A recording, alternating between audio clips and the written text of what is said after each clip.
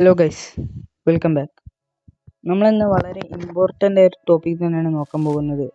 Y not players performing well. അപ്പോൾ ഇത് പലർക്കും ഉള്ള ഒരു പ്രശ്നം തന്നെയാണ്.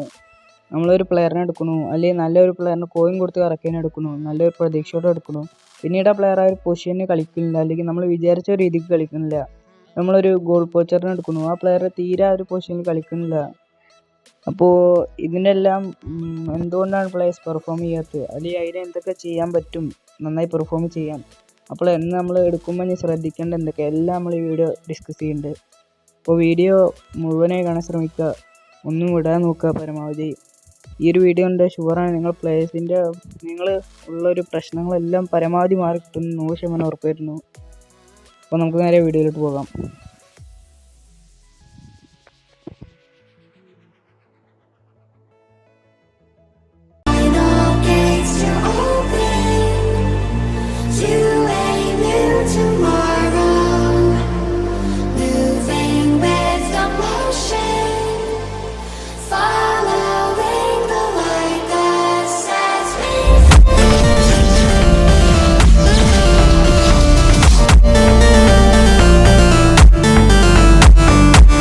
ഗൈസ്, വീഡിയോയിലോട്ട് പോകുന്നതിന് മുന്നേ നമ്മൾ പുതിയൊരു ഇൻട്രോ സെറ്റ് ആക്കിയിട്ടുണ്ട്. അപ്പോൾ നിങ്ങൾ 10ൽ എത്ര റേറ്റിംഗ് കൊടുക്കുന്നൊക്കെ ഒന്ന് കമൻറ്റ് ചെയ്യുക നമ്മുടെ പുതിയ ഇൻട്രോക്ക്. അപ്പോൾ നിങ്ങളിപ്പോൾ കണ്ടിട്ടുണ്ടാവുമെന്ന് വിശ്വസിക്കുന്നു. അപ്പോൾ വീഡിയോക്ക് ആ ഒരു ഇൻട്രോക്ക് എത്ര റേറ്റിംഗ് കൊടുക്കുന്നത് നിങ്ങൾ കമൻറ്റ് ചെയ്യുക. അപ്പോൾ ഫസ്റ്റത്തെ കാര്യം എന്താ വെച്ചാൽ ഫോം തന്നെയാണ് മിക്കപ്പോഴും നമ്മുടെ പ്ലേയേഴ്സ് പെർഫോം ചെയ്യാത്തതിന് മെയിൻ പ്രശ്നം. ഇപ്പോൾ എൻ്റെ ടീമിലുണ്ടോ, ഞാൻ ഫുള്ള് ബിയും സിയും ഉള്ള ഫോമുള്ള പ്ലേയേഴ്സ് ഉള്ളൂ എൻ്റെ ടീമിൽ. കണ്ടോ, എ ഫോമുള്ള പ്ലേയേഴ്സിന് ഇടാത്ത എന്താ വെച്ചാൽ ഇപ്പോൾ ഇല്ലാത്തതുകൊണ്ട് കൂടിയാണ്. അപ്പോൾ എൻ്റെ ടീമിൽ ഫുൾ അങ്ങനത്തെ പ്ലേയേഴ്സാണ്. അപ്പോൾ നിങ്ങളിപ്പോൾ പലരും ചെയ്യുന്നതാണ് റേറ്റിംഗ് ഒക്കെ വേണ്ടി ഈ ഡി ഫോമുള്ള പ്ലേയേഴ്സ് ഇവരൊന്ന് പരമാവധി ഇടാൻ കൊണ്ട്. ഇപ്പോൾ എ ഫോമുള്ള ഈ റോഡ്രിഗോനൊക്കെ ഇടുക. അപ്പോൾ ആ പ്ലെയർ നമ്മൾ മോസ്റ്റ് ഓഫ് ദ മാച്ചിലും നല്ല ഫോമും എക്സലൻറ്റ് ഫോമിലായിരിക്കും. അല്ല നിങ്ങളിപ്പോൾ ഇപ്പോൾ കണ്ടോ ഡി ഫോമുള്ള പ്ലേയേഴ്സിനൊക്കെ പലരും റേറ്റിംഗ് കണ്ട് ഫോം നോക്കാതെ പലരും കളിപ്പിക്കുന്നത് നമ്മൾ കണ്ടിട്ടുണ്ട്. ഇപ്പോൾ ഓരോ വീക്കിലും നിങ്ങൾ മാറ്റിക്കൊണ്ടിരിക്കുകയാണ്. അല്ലെങ്കിൽ നമുക്ക് വേറൊരു പ്ലെയറില്ലേ പരമാവധി ബേസ് കളങ്ങളിൽ വെച്ച് അഡ്ജസ്റ്റ് ചെയ്യുക, അല്ലെങ്കിൽ സബ്ബൊക്കെ ഇട്ടിട്ട് ഇതാക്കുക, വേറെ വഴിയില്ല. അപ്പോൾ പരമാവധി അങ്ങനത്തെ ഫോമുള്ള പ്ലേയേഴ്സിന് നമ്മളെ ടീം സ്ക്വാഡിൽ തന്നെ കൂട്ടായിരിക്കാൻ നോക്കുക. മെയിൻ കാരണം എന്താ വെച്ചാൽ ഇപ്പോൾ നമ്മൾ ഡിവിഷൻ മാച്ചൊക്കെ കളിക്കുമ്പോൾ പരമാവധി ഇങ്ങനത്തെ പ്ലേയേഴ്സിന് മാത്രമേ ഇടും. സി ആണെങ്കിലും കുറച്ചൊക്കെ കുഴപ്പമുണ്ടെന്ന് തന്നെ എനിക്കും പറയാനുള്ളത്. ബി ഫോം ആണെങ്കിൽ എന്തായാലും മോശമുള്ള ഫോം ഒരിക്കലും വരില്ല. പക്ഷേ സി ആണെങ്കിൽ അതിൻ്റെ അർത്ഥം മോശം വരാം നല്ലതും വരാം. ഇനി എ ഫോം ആണെങ്കിൽ പ്ലെയർ ആൾമോസ്റ്റ് എപ്പോഴും എക്സലൻ്റ് തന്നെയാണ്. അതുപോലെ ബി ഫോം ആണെങ്കിൽ എക്സലൻറ്റും ആവാം അല്ലെങ്കിൽ ഗുഡും ആവാം. സി ഫോം ആണെങ്കിൽ ഇതാണ് റാൻഡായിട്ടാണ് വരിക, അതുകൊണ്ട് നമുക്ക് പറയാൻ പറ്റത്തില്ല. അതുകൊണ്ട് പരമാവധി ബി ഫോമുള്ള പ്ലേയേഴ്സിനുണ്ട്. അപ്പോൾ ഞാൻ കണ്ടു എൻ്റെ രണ്ട് സി ഫോമുള്ള പ്ലേയേഴ്സ് ഉള്ളൂ. അവർക്ക് വേണ്ടി ഞാൻ പകരം കണ്ടോ ടോണി അഡംസിനെ കൂടെ ആണ് കളിപ്പിക്കാം, എനിക്കൊരു കുഴപ്പമില്ല. അതേപോലെ തന്നെ ഇപ്പോൾ ഷവമേനി ഇവിടെ ഇറക്കി നടക്കില്ല, എന്നാലും എൻ്റെ അടുത്ത് ഇപ്പോൾ ആ പ്ലെയർ ഉള്ളൂ, അതുകൊണ്ടാണ് ഞാൻ ഇപ്പോൾ ആ പ്ലെയറിനെ വെച്ച് കളിക്കുന്നത്. അപ്പോൾ ഫോം വളരെ പ്രധാനപ്പെട്ട തന്നെയാണ്, അതുകൊണ്ട് അത് ശ്രദ്ധിക്കാം. നിങ്ങൾ ഡിവിഷൻ പുഷ് ചെയ്യുകയാണെങ്കിൽ എന്തായാലും ഇത് ശ്രദ്ധിച്ച് ചെയ്യണം. 100% ഉറപ്പാണ് ഇത് പണി തരുമില്ലെങ്കിൽ. നിങ്ങൾ പ്ലേയേഴ്സ് ഔട്ട് ഫോം ആയ ഒരിക്കലും കളിക്കില്ല പരമാവധി. പിന്നെ കളീൻ്റെ മുന്നേ എപ്പോഴും ഫോമുള്ള പ്ലേയേഴ്സിനെ ഇടരുത്. ഫസ്റ്റ് ഹാഫ് തന്നെ എല്ലാ ഫോമുള്ള പ്ലേയേഴ്സിനും ഇടായിരിക്കുക. എന്നുവെച്ചാൽ ചീത്ത ഫോമുള്ള പ്ലേയേഴ്സിനെ ഇടണം എന്നല്ല, സാധാ നോർമൽ ഫോമുള്ള പ്ലേയേഴ്സിനും നല്ല ഫോമുള്ള പ്ലേയേഴ്സിനും മിക്സ് ഇടുക. പിന്നീട് സബിൽ ഇറക്കണമെന്ന് വേണ്ടി മാറ്റി വെക്കണം കുറച്ച് നല്ല പ്ലേയേഴ്സിനെ, അതുകൂടി ശ്രദ്ധിക്കണം. നമ്മൾ സബിൽ ഇറക്കുമ്പോൾ കുറച്ച് നല്ല പ്ലേയേഴ്സിനെ മാറ്റി വെക്കുക സെക്കൻഡ് ഹാഫൊക്കെ ഇറക്കാൻ വേണ്ടിയിട്ട്. അപ്പോൾ ഇത്രയുള്ളൂ ഫോമിനെ കുറിച്ച് പറയാൻ. ഇനി അടുത്തത് നമുക്ക് പ്രൊഗഷൻ പോയിൻറ്റിനെ കുറിച്ച് പറയാൻ ഇത് ഏറ്റവും വലിയൊരു ഉദാഹരണം എന്താ വെച്ചാൽ ഇപ്പോൾ നമ്മൾ ഓട്ടോയിലേക്കായിട്ട് കൊടുത്ത് റേറ്റിംഗ് കൂട്ടാൻ പലരും നോക്കുന്നത് കണ്ടിട്ട് അത് ഏറ്റവും വലിയൊരു മണ്ടത്തരാണ്. അതിനിപ്പോൾ ഒരു ഉദാഹരണം ഞാൻ ഇപ്പോൾ ഇന്ത്യയിൽ കൊണ്ട് ഇതിപ്പോൾ എല്ലാവരും ഈ ഒരു മാനേജർ ബൂസ്റ്റർ അടക്കം എല്ലാവർക്കും ഏകദേശം 99 കിട്ടും. പക്ഷേ ഞാൻ എന്തുകൊണ്ട് 97 കൊടുത്തു പറഞ്ഞാൽ ഈ ഒരു പ്ലെയറിന് അറ്റാക്കിങ് ആവശ്യമില്ല, അതുകൊണ്ട് ഞാൻ ഞാൻ എൻ്റേതായ പ്രൊജക്ഷൻ കൊടുത്തു. കണ്ടോ ഇപ്പോൾ ഈ പ്ലെയറിൻ്റെ സ്റ്റാറ്റ്സ് കണ്ടോ, ഫുള്ള് ഒരു 98, 96, 99. അപ്പോൾ ഈ പ്ലെയർ എനിക്ക് ഫോർവേഡിലോട്ട് പോകേണ്ട ആവശ്യമില്ല, എനിക്ക് ഫുൾ ഡിഫെൻസീവായി കളിപ്പിച്ചാൽ മതി. അതുകൊണ്ടാണ് ഞാൻ ഈ ഒരു പ്രൊജക്ഷൻ കൊടുത്തത്. അപ്പോൾ ഉണ്ടോ ഇതൊരു ഓട്ടോയിലേക്കറ്റ് പ്രൊജക്ഷൻ അല്ല, ഞാൻ ഈ പ്ലെയറിന് എൻ്റേതായ പ്രൊജക്ഷനാണ് കൊടുത്തുള്ളത്. ഞാൻ തീരെ അറ്റാക്കിങ് ഒന്നും കൊടുത്തില്ല, അത്യാവശ്യം പാസിങ്ങിൻ്റെ ഒന്ന് കൊടുത്തു. പിന്നെ ഫുൾ ഡിഫെൻസീവാണ് ഈ പ്ലെയർ. കണ്ടോ, നിങ്ങൾ മനസ്സിലാക്കാണ്ട് ഓവറോൾ റേറ്റിങ്ങിൽ ഒന്നുമില്ല. പലരും ചെയ്യുന്ന ഒരു മണ്ടത്തരമാണ് ഈ ഓവറോൾ റേറ്റിംഗ് നോക്കിയിട്ട് ടീമിൽ നല്ല റേറ്റിംഗ് ഉണ്ട്, എൻ്റെ ടീം നല്ലതാണ്, അങ്ങനെ ഒരിക്കലും ഇല്ല. പ്ലെയറിനെ നമ്മൾ എവിടെയാണ് കളിപ്പിക്കുന്നത് അതിനനുസരിച്ച് നമ്മൾ പ്രൊജക്ഷൻ കൊടുക്കുക. കണ്ടോ ഇപ്പോൾ ഞാൻ ഈ CF ടോറസ് എല്ലാവരും 92 കയറും, ഞാൻ പറയുമ്പോൾ സ്ട്രൈക്കേഴ്സ് ഇൻസ്ട്രിക്റ്റ് കൊടുത്തിട്ടുണ്ട്, പ്ലസ് മാനേജർ ബൂസ്റ്റർ എല്ലാം ഉണ്ടായിട്ട് എൻ്റെ 102 കയറത്തിൻ്റെ വെച്ചാൽ ഞാൻ ഈ ഒരു ടോറസിൻ്റെ പ്രൊഫഷൻ പോയിന്റ് എൻ്റേതായ രീതിക്കാണ് കൊടുത്തിരിക്കുന്നത്. ഞാൻ അത്യാവശ്യം അറ്റാക്ക് അവയർനെസ് കൂട്ടി, ഫിനിഷിങ്ങും കൂട്ടിയിട്ടുണ്ട്. പിന്നെ ഞാൻ പരമാവധി കൂട്ടികൾ കണ്ടോ, കിക്കിംഗ് പവർ കൂട്ടി കൊടുത്തിട്ടുണ്ട്. അങ്ങനത്തിൻ്റെ ഇതിൽ പിന്നെ ഈ ഒരു കോസ്റ്റ് കറക്റ്റ് ഉണ്ടോ, ഈ പ്ലേസിനൊക്കെ അങ്ങനെ ചെയ്തിട്ടുള്ളത്. അപ്പോൾ നിങ്ങളും അതേപോലെ ചെയ്യാം. ഒന്നേ നിങ്ങൾ യൂട്യൂബ് പോയിട്ട് അല്ലെങ്കിൽ വേറെ ഏതെങ്കിലും സോഷ്യൽ മീഡിയ പോയിട്ട് ഇങ്ങനത്തെ പ്ലേസിൻ്റെ പ്രൊഫഷൻ കൊടുക്കുക, അല്ലെങ്കിൽ നിങ്ങൾ കളിപ്പിക്കുന്ന പൊസിഷൻ അനുസരിച്ച് കൊടുക്കുക. അപ്പോൾ ഞാൻ ഇവിടെ കളിപ്പിക്കണ ഈ ഒരു കോസ്റ്റ് കറക്റ്റും ഇവിടെ കളിപ്പിക്കുമ്പോഴും വ്യത്യാസമുണ്ട്. പ്രൊഫഷനിൽ CB കളിക്കുമ്പോൾ ഒന്നുകൂടി ആ പ്ലെയറിനെ നമ്മുടെ അറ്റാക്കിങ്ങിൻ്റെ തീരെ കൊടുക്കേണ്ട ആവശ്യമില്ല. പ്രത്യേകിച്ച് ബിൽഡപ്പ് CB അല്ലെങ്കിൽ ഡിസ്ട്രോയർ കളിപ്പിക്കുമ്പോൾ അതുകൂടി നോക്കുക. എക്സ്ട്രാ ഫെൻഡ്മാൻ ആണെങ്കിൽ കുഴപ്പമില്ല. പക്ഷേ നമ്മളിപ്പോൾ ഞാനിപ്പോൾ പിന്നെ ഇദ്ദേഹത്തെ ബിൽഡപ്പ് CBക്ക് വരെ ഉപയോഗിക്കുന്നുണ്ട്. ഇപ്പോൾ നമ്മൾ എന്താ ചെയ്യേണ്ടത് വെച്ചാൽ അതിൻ്റേതായ പ്രൊഫഷൻ കൊടുക്കുക, തീരെ കയറി പോകാത്ത രീതിക്ക് നല്ല ഡിഫെൻസീവ് അവർനെസ് കൂട്ടിയിടുക. അപ്പോൾ അത്രയുള്ളൂ പ്രൊഫഷൻ പോയിന്റിനെ കുറിച്ച് പറയാൻ. അപ്പോൾ എല്ലാ പൊസിഷനിലും ബാധകമാണ്. ഇപ്പോൾ DMF ആണെങ്കിലും AMF ആണെങ്കിലും എല്ലാവർക്കും നിങ്ങൾ അതിൻ്റെതായ രീതിക്ക് കൊടുക്കുക. ഇപ്പോൾ ഈ ഒരു AMFനായിട്ട് അടിക്കിറങ്ങുന്നുണ്ട്, ഞാൻ ആ രീതിക്ക് കൊടുക്കുക, അറ്റാക്കിങ് അവർനെസ് കൂട്ടുക, അങ്ങനെ ചെയ്യാം. അപ്പം നമുക്ക് അടുത്ത് നോക്കാം. അടുത്ത് വളരെ പ്രധാനപ്പെട്ട ഒന്ന് തന്നെയാണ് പ്ലേയിങ് സ്റ്റൈൽ. പലരും ചെയ്യുന്ന ഒരു മിസ്റ്റേക്ക് ആയിട്ട് ഞാൻ കണ്ടുള്ളതാണ് ഈ പ്ലേയിങ് സ്റ്റൈൽ. പ്ലേയിങ് സ്റ്റൈൽ ഞാൻ പറഞ്ഞുതരാം. അതിനൊരു ഉദാഹരണം എന്താ വെച്ചപ്പോൾ, ഞാനിപ്പോൾ ഒരു 3 ഫോർവേഡ് ഈ ഒരു ഫോർമേഷൻ മാറ്റിയിട്ട്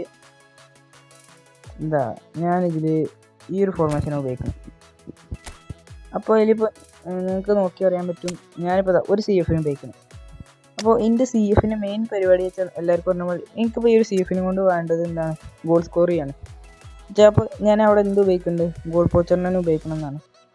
പക്ഷേ പലരും റേറ്റിംഗ് നോക്കിയിട്ട് ഇപ്പോൾ അവിടെ creative play maker playing style നോക്കാതെ വെറുതെ ഒരു പ്ലെയറിനൊക്കെ അവിടെ ഇടും. അങ്ങനെ ഉണ്ടാകുമ്പോൾ എന്താണെന്ന് വെച്ചാൽ ഈ ഒരു പ്ലെയർ ഗോൾ അടിക്കില്ല, എന്നാൽ റേറ്റിംഗ് ഉണ്ട്, എല്ലാം ഉണ്ട്. അപ്പോൾ ഇതേപോലെ നിങ്ങളിപ്പോൾ CF ക്രിയേറ്റീവ് പ്ലേ മേക്കറിനെ ഇട്ടില്ല. ഇപ്പോൾ നെയ്മർ, ഇവിടെ ഈ നെയ്മറിൻ്റെ പ്ലേയിങ് സ്റ്റൈൽ ഉണ്ടോ CF ആണ്, പക്ഷേ സോറി ഈ നെയ്മറിൻ്റെ പൊസിഷൻ CF ആണ്. പക്ഷേ നിങ്ങൾ ഈ ഒരു നെയ്മറിനെ എപ്പോഴും ഒറ്റ CF ഉള്ളെങ്കിൽ നിങ്ങൾ ആ നെയ്മറിനെ എടുത്ത് നേരെ ഫോർവേഡിലിട്ടാൽ വലിയൊരു മണ്ടത്തരാണ് ചെയ്തുകൊണ്ടിരിക്കുന്നത്. കാരണം നമ്മൾ പൊതുവെ ഒരു ഫാൾസ് നയൻ ടാക്ടിക്സ് എല്ലാം ഉപയോഗിക്കുമ്പോൾ നിങ്ങൾക്ക് ഒരിക്കലും ഒരു ഡീപ്പ് ലേയിങ് ഫോർവേഡിന് ഒറ്റയ്ക്ക് അവിടെ ഇടാൻ കഴിയില്ല. അവിടെ എപ്പോഴും ഒരു ഗോൾ പോച്ചറിനെ ഉപയോഗിക്കാൻ പറ്റുള്ളൂ. കാരണം ഗോൾ അടിക്കൽ തന്നെയാണ് കളീൻ്റെ ഒരു മെയിനായിട്ടുള്ളൊരിത്, അറിയാലോ. അപ്പോൾ ഞാൻ എന്ത് ചെയ്യും, ഈ ടോറസിനിടെ നെയ്മറിനെ ഇടായിരിക്കുക പരമാവധി. നെയ്മറിനല്ല, അപ്പോൾ ഈ ഡീപ്പ് ലേയിങ് ഫോർവേഡ് ഈ ഒരു പ്ലെയറിൻ്റെ പ്ലേയിങ് സ്റ്റൈൽ കണ്ടോ, ഈ ഒരു പ്ലെയർ ഒരിക്കലും അങ്ങോട്ട് കയറി നിൽക്കില്ല. അപ്പോൾ ഗോൾ പോച്ചറിൻ്റെ പ്ലേയിങ് സ്റ്റൈൽ കളിക്കില്ല. അതുകൊണ്ട് നമ്മൾ പ്ലേയിങ് സ്റ്റൈൽ നോക്കി മാത്രം കളിപ്പിക്കുക. അപ്പോൾ ഇവിടെ ഞാനൊരു ആങ്കർമാൻ കണ്ടോ, ഇവിടെ നിങ്ങളിപ്പോൾ പകരം ഈ ഒരു 2 ഓർക്കസ്ട്രേറ്ററിനെ കളിപ്പിക്കുക, അത് വലിയൊരു മണ്ടത്തരം തന്നെയാണ്. നമ്മളൊരു പ്ലെയറിൻ്റെ പ്ലേയിങ് സ്റ്റൈൽ അനുസരിച്ച് കളിപ്പിക്കുക. ഇപ്പോൾ ഡീപ്പ് ലേയിങ് ഫോർവേഡിലേക്ക് വിങ്ങിൽ കളിപ്പിക്കുക, അറ്റാക്ക് മിഡ്ഫീൽഡറായിട്ട് കളിപ്പിക്കുക. അപ്പോൾ നല്ലൊരു ഇത് കിട്ടും. അല്ലാതെ നേരെ CF കൊണ്ടുപോയിട്ടിട്ട് ഈ പ്ലെയർ എന്തോ ഗോൾ അടിക്കാത്ത വെച്ചാൽ നടക്കില്ല. അതിന് ആ പ്ലെയറിൻ്റെ പ്ലേയിങ് സ്റ്റൈലിലാണ് എല്ലാം കിടക്കുന്നത്. അപ്പം ഇനി നമുക്ക് അടുത്ത ടോപ്പിക്കിലോട്ട് പോകാം. അടുത്തതാണ് പൊസിഷൻ. ഇതേപോലെ ഇതിൽ തന്നെ ഒരു സംഭവം കൂടിയാണ് പൊസിഷൻ. ഇപ്പോൾ ഞാനിതാ ഈ ഒരു ഹോൾ പ്ലെയർ ലംബാർഡ്, ഈ ഒരു ലംബാർഡ് കണ്ടോ, ഇതിൽ ഹോൾ പ്ലെയർ ആയിട്ടാണ് ഞാൻ ഈ ഒരു പ്ലെയറിനെ ഇപ്പോൾ ഞാനിവിടെ DMF ഇതേപോലെ എനിക്കൊരു ഹോൾ പ്ലെയറിന് ഇല്ലാത്തതുകൊണ്ട് ഞാൻ ഒരു പ്ലെയറിന് എന്ത് ചെയ്യും, DMF ഇവിടെ അഡീഷണൽ പൊസിഷൻ കൊടുത്തിട്ട് അവിടെ ഇടുക. അത് ഏറ്റവും വലിയൊരു മണ്ടത്തരാണ്. അങ്ങനെ ഒരിക്കലും ചെയ്തിരിക്കുക. അഡീഷണൽ കൊടുക്കുകയാണെങ്കിൽ കൂടി ആ പ്ലെയറിൻ്റെ പ്ലേയിങ് സ്റ്റൈലും പൊസിഷനൊക്കെ ഒന്ന് കൺസിഡർ ചെയ്യണം. അതേപോലെ തന്നെ ഉള്ളതാണ് അതിൽ തന്നെ നിങ്ങൾ പ്ലെയർ പ്രൊഗഷനും കൂടി ഉള്ളതാണ്. എത്ര നിങ്ങൾ പ്രൊഗഷൻ കൊടുത്താലും ഈ ഒരു പ്ലെയർ ഒരിക്കലും ഫോർവേഡ് ആവില്ല. അതിന് മെയിൻ കാരണം എന്താ വെച്ചാൽ DMF അതിന് മെയിൻ കാരണം എന്താ വെച്ചാൽ ഈ ഒരു പ്ലെയർ ഹോൾ പ്ലെയറാണ്. അതുകൊണ്ട് നിങ്ങൾ ആ പൊസിഷൻ അനുസരിച്ചുള്ള പ്ലേയിങ് സ്റ്റൈൽ കൂടി കൺസിഡർ ചെയ്യണം എപ്പോഴും. ഈ ഒരു പ്ലെയർ കണ്ടോ, ഇപ്പോൾ ഹോൾ പ്ലെയറാണ്, നമുക്ക് ഒരിക്കലും പ്ലേയിങ് സ്റ്റൈൽ മാറ്റാൻ നടക്കുക. അതുകൊണ്ട് നിങ്ങൾ പരമാവധി ഇതൊന്ന് ശ്രദ്ധിക്കുക. ഇങ്ങനെ ഒരിക്കലും ചെയ്തിരിക്കുക. നിങ്ങളിപ്പോൾ എക്സ്ട്രാ പൊസിഷൻ കൊടുത്തിട്ട് കണ്ടോ, ഞാനിപ്പോൾ ഈ ഒരു ഇതേപോലെ കുറേ ചെയ്യുന്ന കണ്ടില്ല. ഇതേപോലെ അപ്പോൾ ഈ ഒരു ബെൻ വൈറ്റ് ഇവിടെ CB കളിക്കും. പക്ഷേ നിങ്ങൾ അങ്ങനെ ഒരിക്കലും ഇടായിരിക്കുക. എന്നിട്ട് എന്താ CB കളിക്കുമല്ലോ, ചെങ്ങായിക്ക് സ്റ്റാറ്റില്ല കണ്ടോ, ഡിഫെൻസിൻ്റെ സ്റ്റാറ്റ് കുറവാണ് പൊതുവെ. എന്നുവെച്ചാൽ ഈ ഒരു ബെൻ വൈറ്റ് ഞാൻ ട്രെയിൻ ചെയ്തിരിക്കുന്നതും അല്ലെങ്കിൽ കൊനാമി ഒത്തോലേക്ക് അദ്ദേഹത്തിൻ്റെ പൊസിഷനും RB ആണ്. പുള്ളിക്കാരൻ RBയിൽ മാത്രം ഇട്ട് കളിപ്പിക്കാൻ ശ്രമിക്കുക, അല്ലാതെ ഡയറക്റ്റ് കൊണ്ട് CBയിൽ ഇടുക. CB അപ്പോൾ ഇങ്ങനെ CB ഇട്ട കണ്ടോ, പച്ചത്തിന് എല്ലാ പ്ലേസിനും എല്ലായിടത്തും കളിപ്പിക്കുക എന്നുള്ളതല്ല അതിൻ്റെ അർത്ഥം. ഓക്കെ, അങ്ങനെ ഒരിക്കലും കളിപ്പിക്കാതിരിക്കുക. അതാണ് മെയിനായിട്ട് പറയാനുള്ളത്. അപ്പോൾ ഒരു പ്ലെയർ ഒരിക്കലും പൊസിഷനിൽ തീരെ നന്നായിട്ട് വർക്ക് ചെയ്യില്ല, ഉറപ്പാണ്, 100% ഉറപ്പാണ്. അപ്പോൾ അതിൻ്റെ രീതിക്ക് കളിപ്പിക്കാൻ നോക്കുക. ലാസ്റ്റ് സംഭവമാണ് ടീം വർക്ക്. ടീം വർക്കിനെ കുറിച്ച് പറയുകയാണെങ്കിൽ മെയിനായിട്ട് പറയാനുള്ളത് അതിൽ പൊസിഷൻ തന്നെയാണ്. ടീം വർക്ക് പറയുമ്പോൾ നിങ്ങളിപ്പോൾ എന്തുകൊണ്ടാണ് പ്ലെയർ നല്ലപോലെ എന്താ ചോദിച്ചപ്പോൾ ഞാനിപ്പോൾ ഒരു ഗോൾ പോസ്റ്ററിനെ ഇവിടെ കളിപ്പിക്കുകയാണ്. അപ്പോൾ ഞാനിപ്പോൾ ഈ ഒരു ഫോർമേഷൻ മാറ്റിയിട്ട്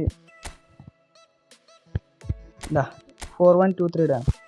എന്നിട്ട് ഞാൻ പറയുകയാണ് എൻ്റെ പ്ലേസ് തീരെ ഈ ഒരു പ്ലെയർ എന്തുകൊണ്ട് ഗോൾ അടിക്കുന്നില്ല, അല്ലെങ്കിൽ എന്തുകൊണ്ടാണ് ഈ ഒരു അറ്റാക്ക് മിഡ്ഫീൽഡർ കയറി ചെയ്യുന്നത്, അങ്ങനത്തെ കുറേ മെയിനായിട്ടുള്ള കാര്യമാണ് ടീം വർക്ക്. ടീം വർക്ക് പറയുമ്പോൾ നിങ്ങളിപ്പോൾ 1-2 ഒക്കെ കളിക്കുകയാണെങ്കിൽ പരമാവധി 1 ടച്ചുള്ള പ്ലേസിനെ ഇവിടെ ഇടാൻ നോക്കുക. അതേപോലെ ഇവിടെ ഒരു ക്രിയേറ്റീവ് പ്ലേ മേക്കറിനെ പരമാവധി ഇടാൻ നോക്കുക.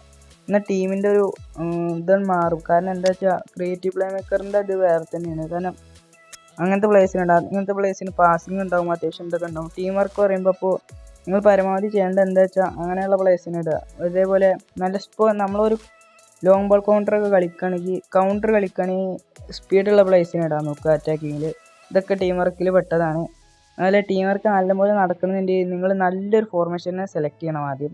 എന്നിട്ട് അതിന് പറ്റിയ പ്ലേസ്, ആ ഫോർമേഷന് പറ്റിയ പ്ലേസിനാണ് ഇടേണ്ടത്. എന്നാലേ ടീമിൽ ആ പ്ലേസ് നല്ലപോലെ പെർഫോം ചെയ്യുള്ളൂ. അല്ലാതെ വെറുതെ ഓടുന്നിട്ട് ഇപ്പോൾ ഞാനിത് ഈ ഹോൾ പ്ലെയറിനെ ടീം വർക്ക് നടക്കാതിരിക്കണം, ഞാൻ ഹോൾ പ്ലെയറിനെ ഈ വിങ്ങിൽ കളിപ്പിക്കുക, അല്ലെങ്കിൽ ഇവിടെ കളിപ്പിക്കുക, അല്ലെങ്കിൽ ഞാൻ ഹോൾ പ്ലെയറിനെ ഇപ്പോൾ 2 ഹോൾ പ്ലെയറിനെ ഇടുക, വേറൊരു ഹോൾ പ്ലെയർ ഇപ്പോൾ എന്തെങ്കിലും വേറെ ഉള്ളത് ഞാൻ ഒരു ഗ്രീസ്മാനെ ഇവിടെ ഇടുക. എന്നിട്ട് ഞാൻ ഇവിടെ ഒന്ന് നോക്കാപ്പോൾ ഈ 2 പ്ലേയേഴ്സൊന്നും ഒരിക്കലും ടീം വർക്ക് ഉണ്ടാവില്ല. കാരണം ഇവർ രണ്ടാളും ഹോൾ പ്ലേയേഴ്സാണ്. അതുകൊണ്ട് ഇവരുടേതായ പൊസിഷന് കളിക്കുക. ഒരു അറ്റാക്ക് സ്റ്റാർട്ട് ചെയ്യുമ്പോൾ ഈ പ്ലേയേഴ്സ് എന്താ ചെയ്യുക വെച്ചാൽ ഇവരുടേതായ രീതിക്ക് മൂവ് ചെയ്യാൻ തുടങ്ങും. കാരണം ഈ ഹോൾ പ്ലേയേഴ്സിൻ്റെ മെയിൻ ഇത് പറഞ്ഞാൽ അവർ ഫ്രീ സ്പേസ് ഓടും. അപ്പോൾ നിങ്ങൾക്ക് ഒരിക്കലും ഇവിടെ നിന്ന് ഈ ഒരു റോഡർക്ക് ഒരിക്കലും ഇവിടെ ഒരു പാസിംഗ് ഓപ്ഷൻ ഉണ്ടാവില്ല. ഇതിൽ രണ്ടാളും ഫ്രീ സ്പേസ് ഡിപ്പോടെ ഓടും. അതുകൊണ്ട് ഞാൻ ടീം വർക്കിൻ്റെ കാര്യം പറഞ്ഞത്. അപ്പോൾ പരമാവധി അങ്ങനെ കളിപ്പിക്കാൻ നോക്കുക. നിങ്ങൾ ടീം വർക്കും നോക്കണം, എപ്പോഴും കൺസിഡർ ചെയ്താൽ മാത്രമേ നമ്മളെ ടീമിനൊരു വിജയം ഉണ്ടാവും. അപ്പോൾ ഇത്രയൊക്കെ നോക്കി കഴിഞ്ഞാൽ നിങ്ങളെ പ്ലേയേഴ്സ് ആൾമോസ്റ്റ് നല്ലപോലെ കളിക്കും, ഇത് 100% ഉറപ്പാണ്. പിന്നെ കുറേയൊക്കെ പറഞ്ഞാൽ നിങ്ങൾ നെറ്റിലൊക്കെ ഡിപ്പെൻഡ് ചെയ്തിട്ടാണ് പ്ലേയേഴ്സിൻ്റെ മൂവ്മെൻറ്റ് ഇതൊക്കെ. പിന്നെ കുറേ സ്ക്രിപ്റ്റിങ്ങിലും കിടക്കുന്നുണ്ട്, അതൊന്നും നമുക്കൊന്നും ചെയ്യാൻ പറ്റില്ല. അപ്പോൾ ഇത്രയോളം ഇന്നത്തെ വീഡിയോ. അപ്പോൾ എല്ലാവർക്കും വീഡിയോ ഇഷ്ടപ്പെട്ടെന്ന് വിചാരിക്കുന്നു. അപ്പോൾ നമുക്ക് അടുത്തൊരു വീഡിയോ കാണാം. അപ്പോൾ ചാനൽ ഇഷ്ടപ്പെട്ട സബ്സ്ക്രൈബ് ചെയ്യുക, പിന്നെ വീഡിയോ ഇഷ്ടപ്പെട്ട ലൈക്ക് ചെയ്യുക. തീരെ സപ്പോർട്ട് ചെയ്യില്ല ഗൈസ്, എല്ലാവരും സപ്പോർട്ട് ചെയ്ത് സബ്സ്ക്രൈബ് ചെയ്ത് നമ്മളെ സപ്പോർട്ട് ചെയ്യുക. അപ്പോൾ അടുത്ത വീഡിയോയിൽ കാണാം. ശരി.